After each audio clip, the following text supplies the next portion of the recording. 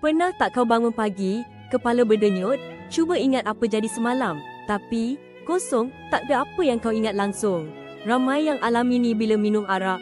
Ia bukan mimpi, tapi fenomena blackout. Kenapa otak kita boleh jadi macam ni? Ini bukan sekadar lupa biasa, tapi amnesia disebabkan alkohol. Bila kita minum banyak, etanol akan kacau otak. Bahagian paling terjejas ialah hippocampus, pusat data untuk bentuk memori baru. Tanpa ia berfungsi betul, memori semalam takkan terbentuk, seolah-olah ia tak pernah berlaku. Etanol bertindak sebagai depreson, menguatkan reseptor GABA dalam hippocampus.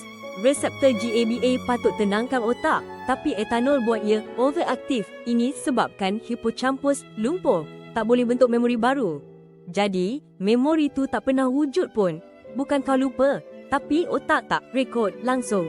Seram kan? Kesihatan otak sangat penting.